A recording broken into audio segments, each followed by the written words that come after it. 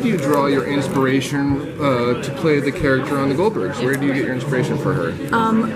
Well, the inspiration came from Adam Goldberg himself. When we were talking about me possibly doing this character, he showed me his home movies. And I said, oh, okay, I got it.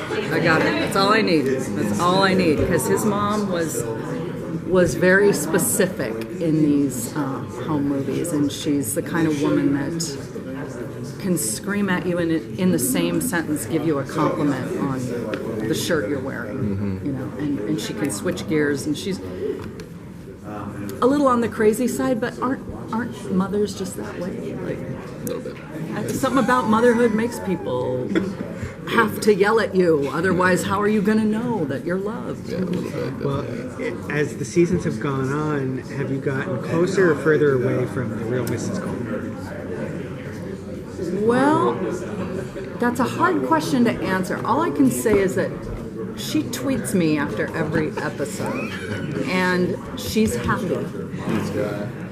If she's happy, that's great, because I can't change my direction at this point. But I don't want to get in my head if she's not happy, so I'm glad she's happy. I will say, though, that as I'm playing, I don't have kids of my own, so I really feel maternal towards the actors that play my kids. And as time goes on, I start to feel that tug of, oh, they're growing up. Oh my God, he got so tall. Like I start to feel that, and now I understand why my mom, when I was growing up, would just burst into tears sometimes. And it was, I didn't understand it. I thought, well, what did I do? But it's just that tug in your heart that that this kid is growing up, pulling away, and there's nothing you can do about it. So as the seasons have progressed, what's been your most challenging moment or challenging time playing the role so far? Anything that, how do I want to say this? Anything that gets very emotional with the children has become hard for me, because I really do love them now as people, on screen and off screen. So I used to have a laughing problem on set. Now I have a weeping problem, where it used to be like, oh, I can't stop myself from laughing. Now I can't stop myself from crying. So like the closer we get to finishing a season, the more I start to get like, you know, I really get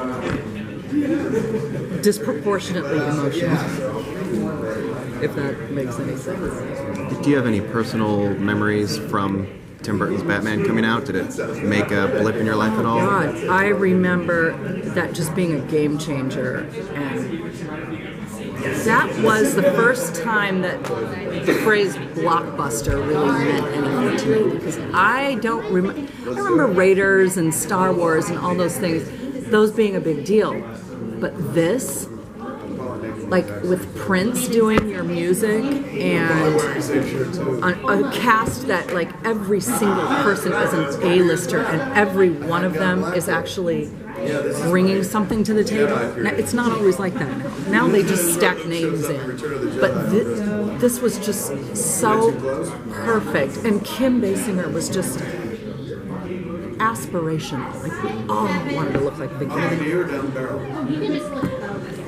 It was just so sexy. The whole movie was just so sexy, and it was a comic book. You know what I mean? Like, it really flipped it on its head. That's how I remember perceiving it. So. What else is coming up for Beverly? Well, someone's finally going to graduate high school.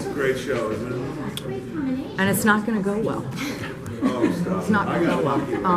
Beverly has a hard enough time, you know, watching her kid go like this with their graduation tassel, let alone actually packing to go live in a dorm.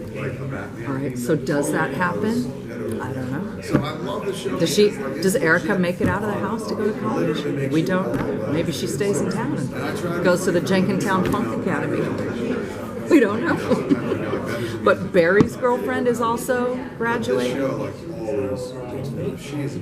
I mean, it's we don't know. Do you remember the 80s in as much detail as Adam seems to? I do. And I don't know if it's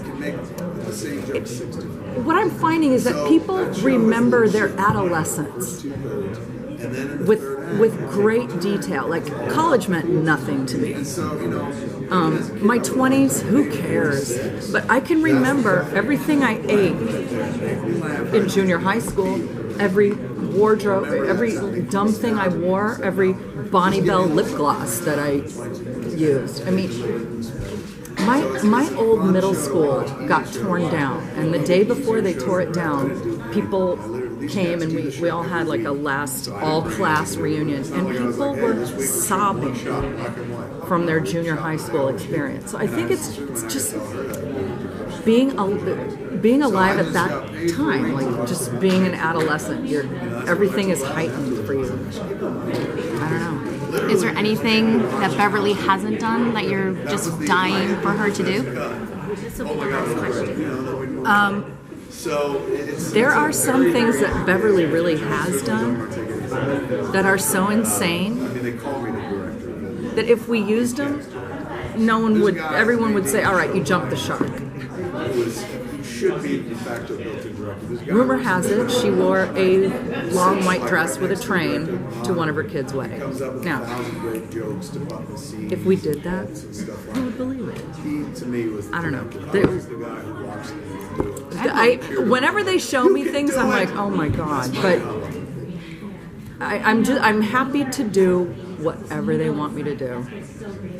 I love it. I trust them. It's Adam's mother. I gotta take it at face value that he knows what we can get away with. But I'm just happy to do it. I love the show. Awesome. Thanks, guys. Thank you.